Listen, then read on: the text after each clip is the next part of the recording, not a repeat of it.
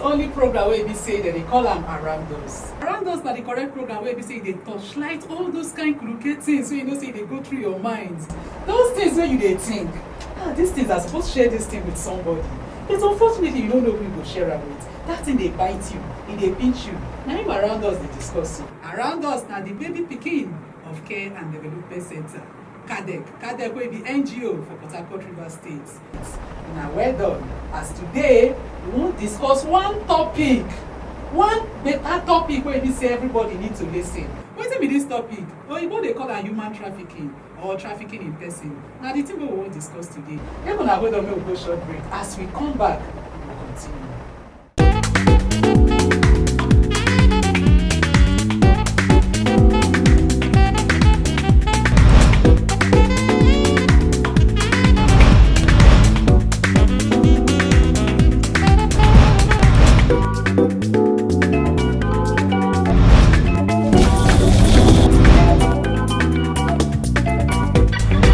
Welcome back, my friends. I thought say today we dey discuss wetin Oyibo dey call trafficking in person or human trafficking. As I say human, you know say automatically na person we dey talk about. And to discuss this topic today, na me be the anchor person. I remain Mrs. Omorodi Oroda. And for as I dey here so, I dey with two ogbonge women. The first one, her name na Mrs. Williams Evelyn.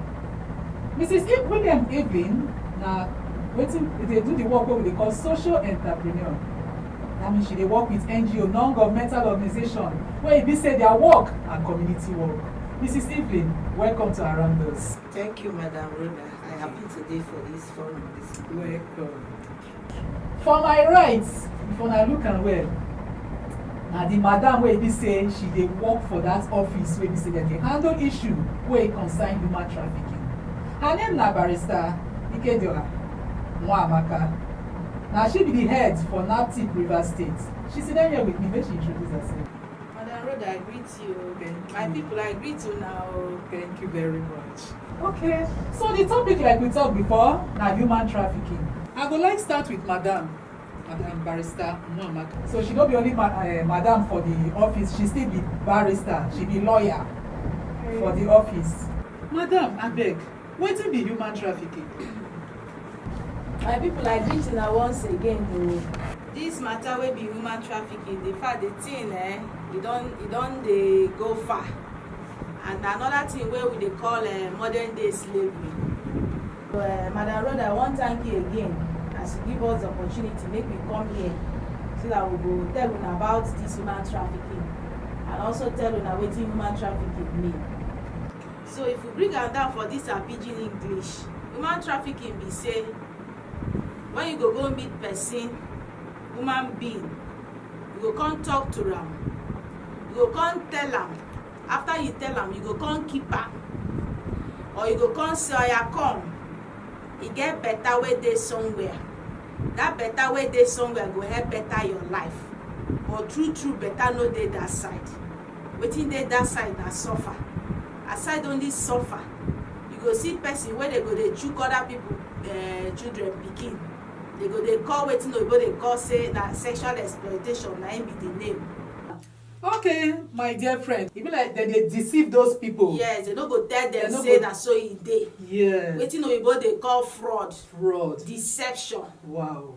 And the aim of this deception na to take advantage of that person. Yes, na for exploitation as oyibo dey call am. They go, you see, for example, like I talk am now, make we break am down so that you go understand. I mean, we no dey blow big grammar. Yes. You understand? You go see person, na him go village. Not even only for village, you go even meet him friend sef. Tell am say better day for this place. If you tell am say better day Lagos, better day Abuja, better even dey obodo oyibo, but better no dey. He just wan go make he exploit am. Some of them they go sell them. Some of them they go even sell them. They go use them for wetin now wey they call organ harvest. Now the one wey dey now. Wow. Now organ harvest now the one wey dey now. So wetin we dey tell people be say make we also dey careful. But person wey dey do this thing, when you see all this thing happen, na human trafficking him be. Na wetin we just wan tell una. Okay, Madam Evelyn, you hear wetin she talk so, and something just dey ring for my mind say if dem dey deceive people, dey carry them. This day now wey come be say social media you know, na social media, Facebook, WhatsApp, you know, to go all those kind things wey dey happen, and a lot of people dey there, young girls dey there, sisi dey there, all those ones wey be say that they trust say they fit catch bobo for there. How you feel say this social media fit affect person? Well, as you don try to talk am, the social media don really affect our young people when it comes to this human trafficking wey we dey talk. Because first, young people, as dem finish school, dem dey in need of job, dem dey in need of one thing or the other, and as dem dey spend so much time for social media, dem dey see different opportunity. You go see opportunity to travel to Canada, visa made easy, all those kind things like that, and you go see say dem go begin dey apply, dem go begin dey seek that opportunity, job opportunities. We don't even hear how one young girl last year for April we finish university. You know, I think how she see that job opportunity for social media, she apply only to make it come because say that thing come end her life because na fraud, and they needed her body to use her for one ritual or the other. So the thing don't really they affect our young people, the social media. So what we want to talk this morning be say our young people really get to look before they leap. Because the social media and another global market of its own, where everything, anything where you just want stay there. And sometimes they look so real. They look so real, but you get different people, set of people who get bad and evil intention, but they will just come for social media and people will just disconnect. And through this social media, a lot of our young people don't leave the country, you know, and when they leave the country, then go they use them for, just like the barrister don't mention now, then tell them say na better job than they come, but na lie. Then go they use them for sex, make them be sex workers there, you know, they exploit them. And like one of my friends tell me where they Dubai, the thing really pain me. You know, most of our Nigerian girls we just go there, then go tell them say na better job. When they reach there, they just use them like sex slaves, and they don't get any choice of their own. If they want to talk, they go beat them. They don't even get access. They say even as you just reach there, the thing where they go first of all do, then go collect your international passport. Wow. So you know go fit get access to come out again. Even the same thing said, like even for the job aspect, then maybe they don't promise you, tell you say na like this and go pay you. But then take you go there, then go turn you to their domestic slave. They use you anyhow, and they abuse you put on top for the job where they do. It really they bad. So that means our young people need to be very careful. Say not be everything where they exist for social media they go believe. At all. They need to find out more information, because once they don't cross them, they don't cross them. As she talk now, say the person fit reach there, they go seize in paper to go no go fit go, and they fit even keep the person inside one kind hidden place. Yes, now like prison, just keep and then they use them. They lock you up, self, keep you for one room. The person don't become slave with that. Yeah, exactly. They go bring men. The men go come and sleep. Yes, especially for women. Men. Yes.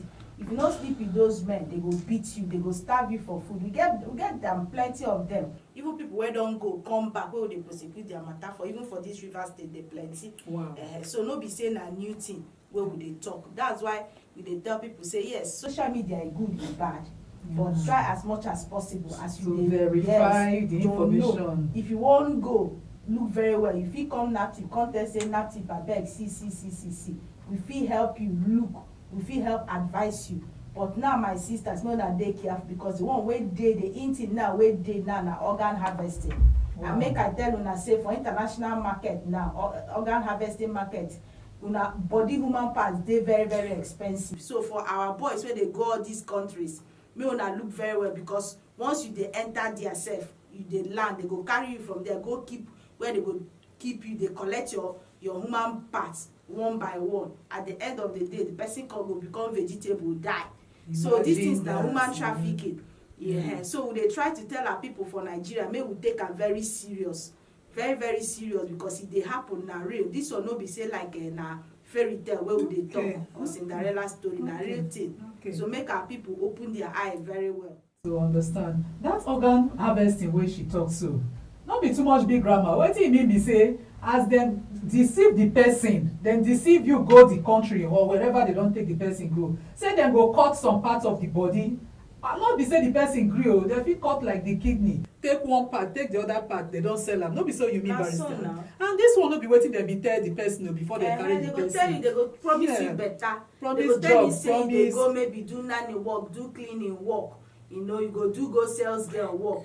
Especially now, people wey dey go Dubai, we dey tell una make una shine una eye well. Especially girls wey dey go there. My sister, be very very careful because wetin dey happen there no be as they tell you now.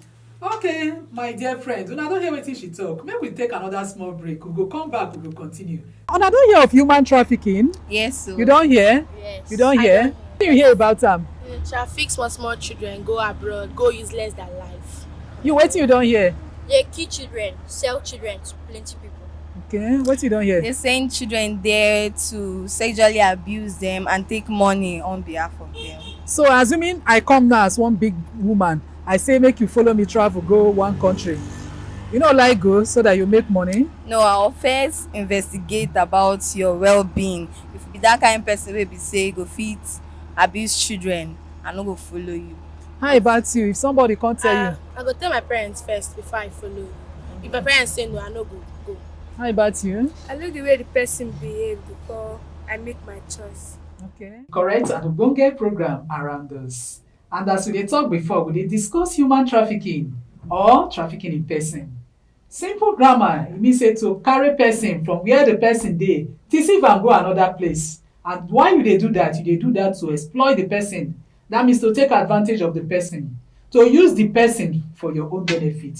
Na im be human trafficking o.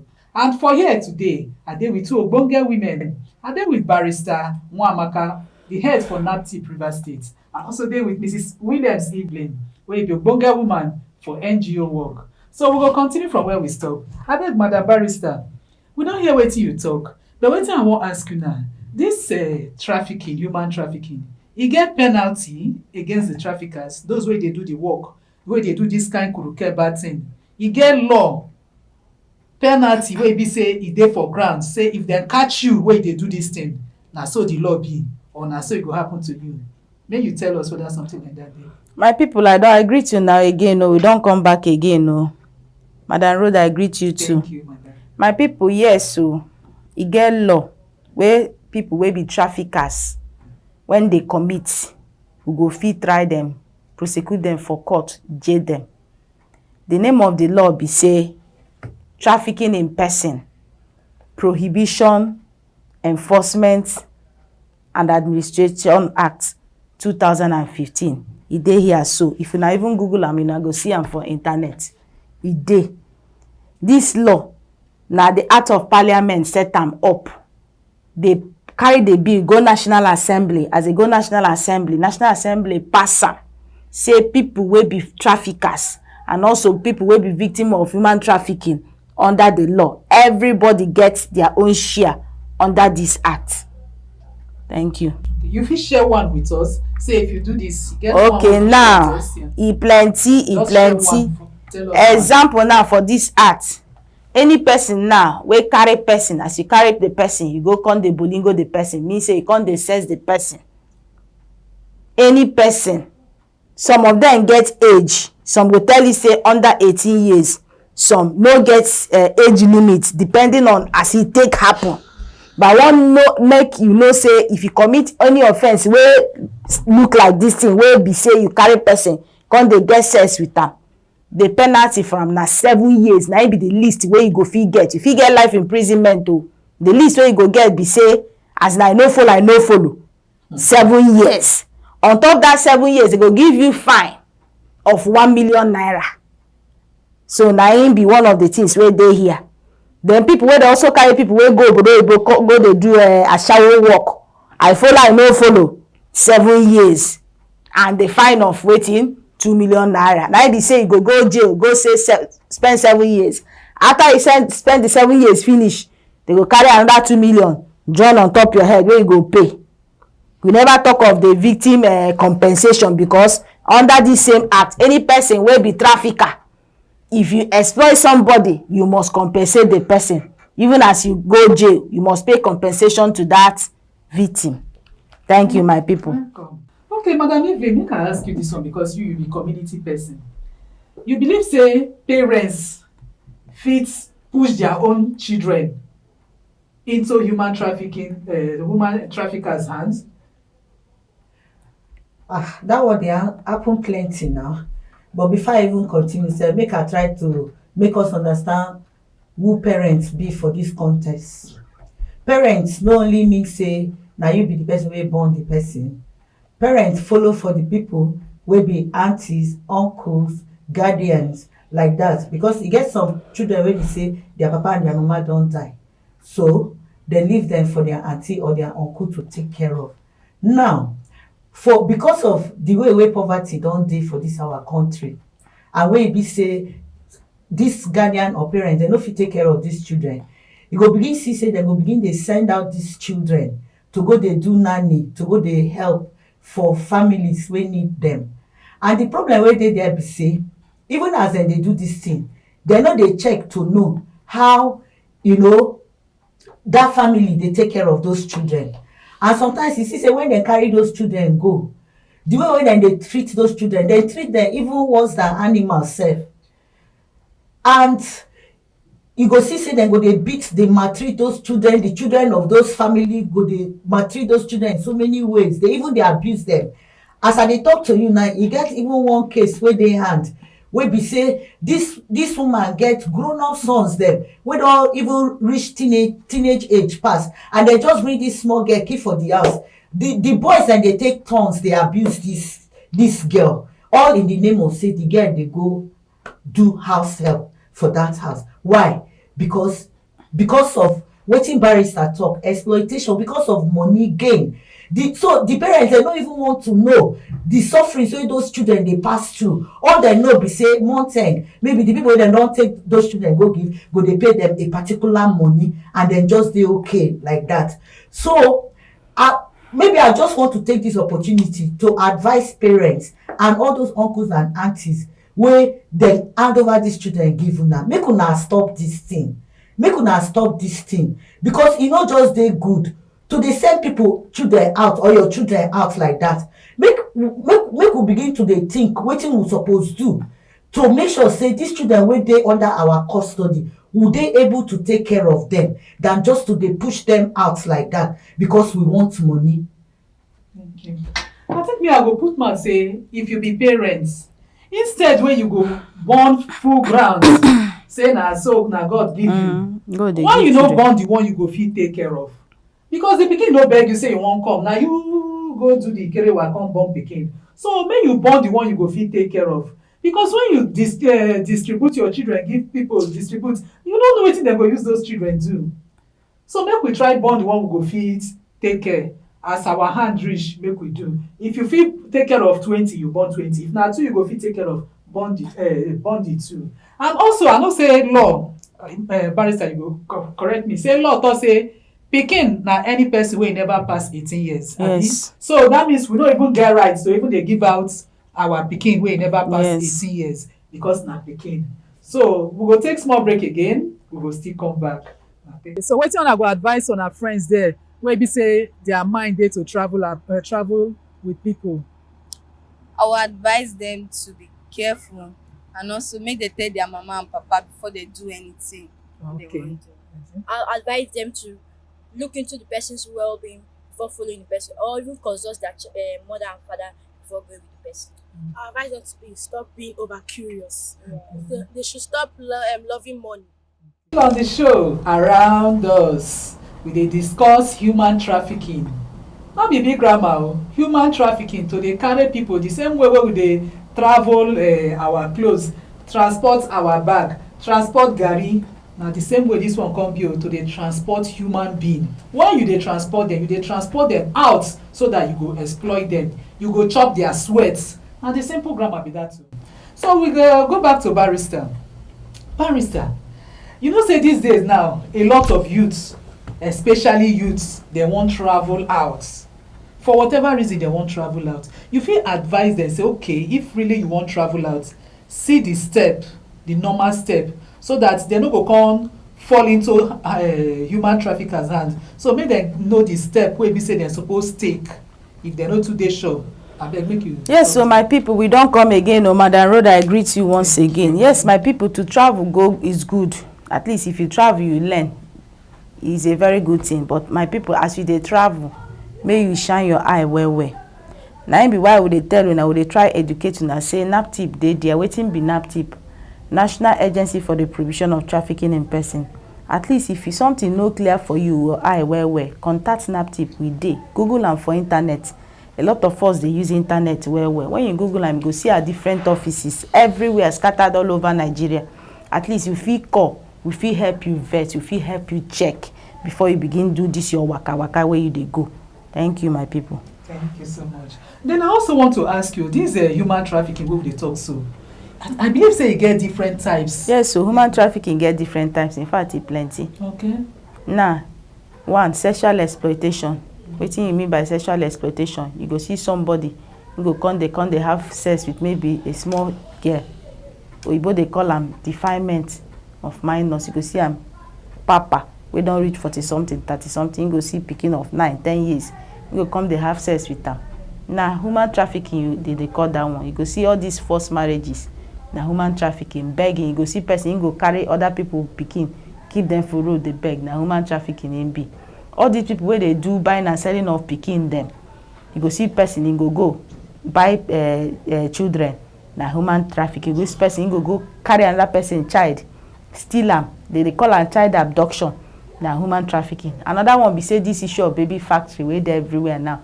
You go see people, they go tell you say na cryptic pregnancy. My people, na lie that deceive them, they deceive una. Nothing like that dey. They go carry another person pikin give you. That thing na human trafficking. So may una shine una eye very well, my people. So human trafficking e big, e plenty.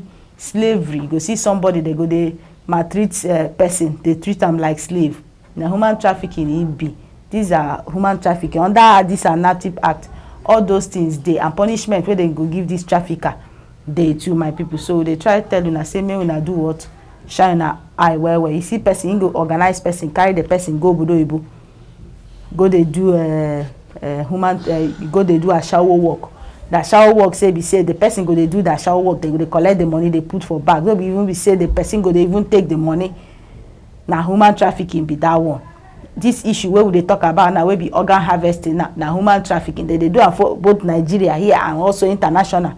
Na human trafficking im be. So na if we say we dey tell una say make una shine una eye well well, because this organ harvesting bad be say person wey be victim of this organ harvesting no dey live to tell im story how e take be.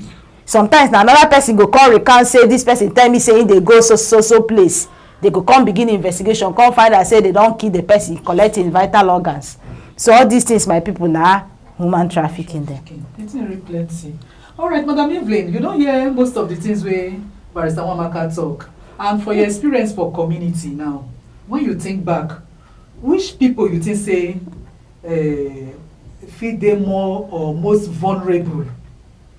People wey be say na dem e fit catch anybody fit fall victim, but which people you think say stand higher chance to fall into this human traffickers hand? Well, the people wey really dey more vulnerable na young people, youth, because of their aspiration for a better life. And come be say because of the way this country dey, this our country no just get organized system wey go make things work for young people. So any young people wey just see say light go just dey somewhere, they just want to take the next available opportunity to move on. So the thing wey, in as much as we dey try to talk to our young people, say make them shine their eye on and all that, we dey still dey pass this message to government, say make governments make our system work, make them make this our nation livable, so that a young girl or a young boy wey just graduate from school or come out from school go fit get something, hold on. No be say many graduates dey wey don come out from school for so many years, they no get job, they no even get capital. Nobody just want to know how you dey survive. You know, when we dey talk about this human trafficking, we need to even go back to the root cause. Wetin make people begin dey do this thing? You know, the major root cause of this thing, apart from other factors, na poverty. So much poverty dey for this land, and as a result of this poverty, people when somebody just see opportunity, say this way I go make money and I go make wealth, the person no mind, no even mind to give up in papa or in mama, brother or sister, anybody, best friend, just to make sure say the person survive. So make we begin to dey look, make our government begin to dey look, dey see how we go fit tackle this issue, wetin make, because until you treat the problem from the roots, and not only the poverty sef, conflict and war fit also lead to this human trafficking. You understand? Because when the environment is not conducive, people go begin to dey look how to move, and when they move, you no even know the safety of the next place where you just won't enter. But the point be say you need to move, and people just use this opportunity to get these young people and maybe enroll them. Okay, like as she talks, so the issue of the Chibok girls, when they adopt those girls, they immediately give them out into forced marriage and all of those things. If na young boys, they enroll them into military, teach them how to use the gun and all of that, which is initially not be their original plan. So parents get work to do, government get work to do, and I want to continue to even address our parents. Most of our parents still they push our children, especially for this our Niger Delta, where everything concern us na money. You begin to see say a parent go begin see in son or in daughter wey never fit make am, go begin to dey compare that child, say see this person pikin, he don buy car, he dey do, when he dey comot, he dey buy something, dey come. I don witness that one. Every time when you dey comot the car, you dey come empty hand. So you go begin see say that child go complex, go setting, and that child go begin to dey reason am. So any opportunity you go see,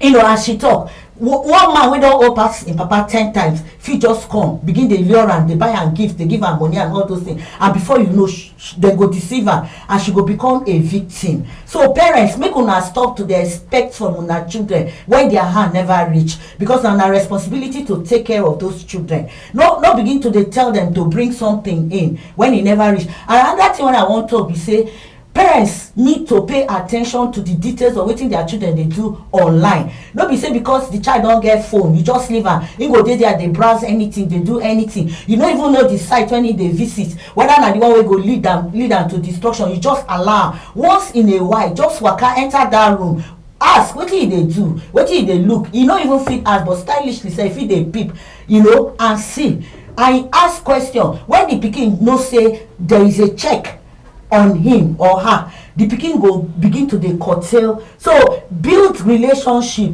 be able to communicate with your pikin, discuss, so that pikin sef go fit tell you. Some parents, they no even know say the pikin don work visa and everything. The pikin go just come tell am say, mama, I dey travel o. Meanwhile, the mama no even be a part of it. So you need to be a part of it. That na wetin I want to talk. Yes, I think that one na really good idea. Parents really need to know wetin their children dey do, because actually social media, the way social media don dey now, the kind thing wey dey expose children to, dey expose people to, no be small. Good thing dey, bad thing dey. But concerning this human trafficking issue, every parents need to put eye down to really know wetin their parents dey do for online. Finally, Barrister abeg, you fit narrate any life experience? E plenty. We get am. Dey plenty people. Okay. I get one now where she go Libya. They tell am say na Dubai where she go. They come meet am. As they come meet am, they tell am say work dey for, na graduate o. Na him be the thing. They tell am say work dey for Dubai. Na wetin they tell am initially. Say nanny dey, cleaning dey. Then sales girl for supermarket dey. So she come tell them say she wan clean. Say she go prefer cleaning. So they come tell am say she come tell the person wey link and say okay, make they go meet her mama. So as they come go meet her mama, the mama no be no dey that day where dem dey. So she come say okay, make I tell me. Say no worry, no even need you, no be big girl. And so this girl carry bag follow them. So go for this Port Harcourt, they carry am go slaughter, buy jalabi, give am. They buy milk, sugar, give am. She no know say the milk and the garri and sugar na wetin she go chop for road as she dey go. So they come tell am say okay, say their flight dey Kano, that from Kano they go arrange everything, they go begin waka from Kano, they go Dubai. So they come give am one number, say when she reach Kano make she call the number. So she come reach Kano, call the number, they come carry am. As they carry am, they go carry am go one house, lock her up for there with some other girls wey dey the room. So she come dey ask them say how far na? They tell me say if we come Kano we go prepare the documents wey we go carry go Dubai. They no answer am. Say after 2 days they come put them for back of in-laws, tie their eyes, tie their hands, tie their legs, and so they carry them reach boundary between Nigeria and Niger. Na India they come give them their phone, give them their property.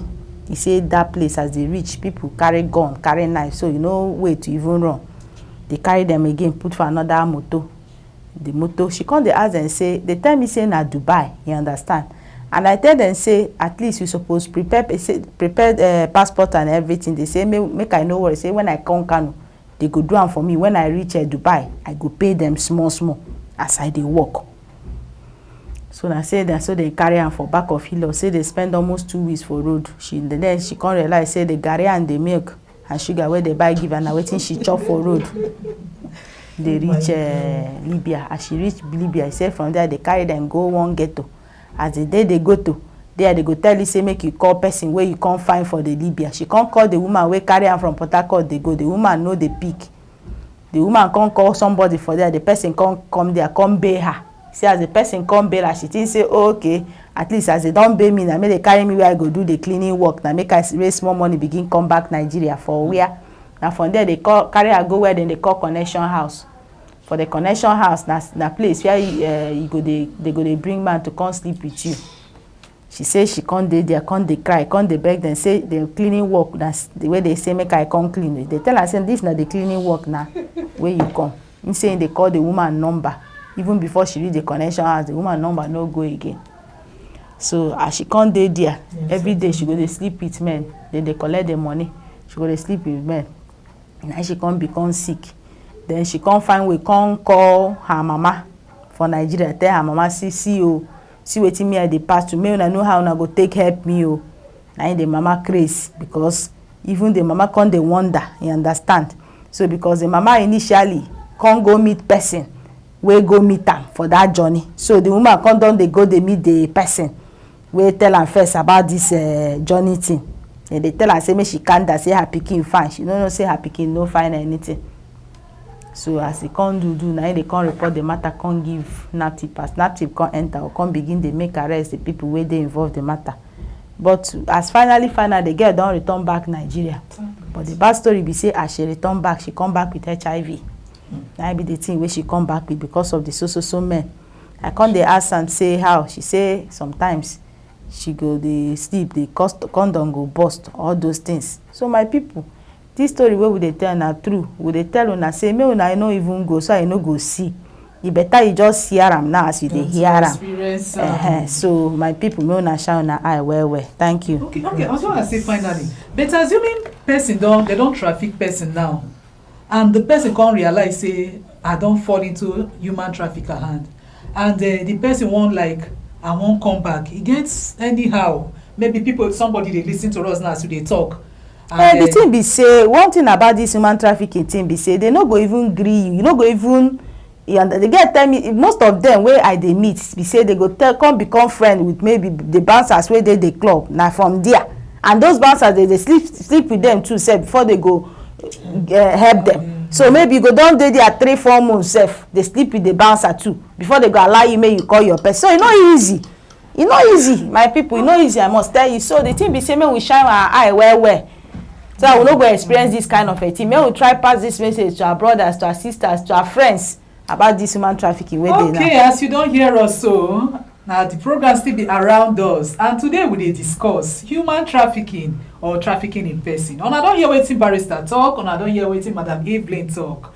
Human trafficking dey happen. It happen wella for this our country, for this our state. It dey happen. The fact say you never see, no mean say you know dey. You never see, people don't see, people don't experience. And as she told you so, if you want hear more, you come NAPTIP or visit their website for NAPTIP. You go hear to read plenty.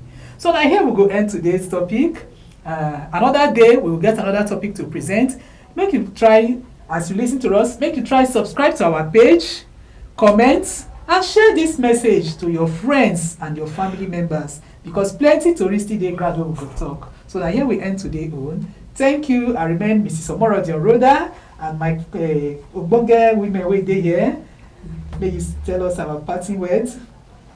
Okay, thank you so much for the attention wey you don pay for this program. As we don talk here, young people of Nigeria, you get something inside of you wey you go fit do inside this country. You no need to hurry out, because as she talk and said, the thing pain me. Why e be say a graduate go begin go another person country go dey clean? That thing wey dey inside you fit maximize am for this your country, and the thing go produce better thing for you pass wetin that country fit give you. So make you look inside yourself and work out the real you wey dey inside there, based on the vision and the purpose wey you don discover say God don give you for life, and you go be a better person. All right, madam, you fit give us parting words. My parting word be say, my people, may una shine una eye well report every case of human trafficking or suspected case of human trafficking to NAPTIP. Thank you, and God bless you. All right, thank you very much.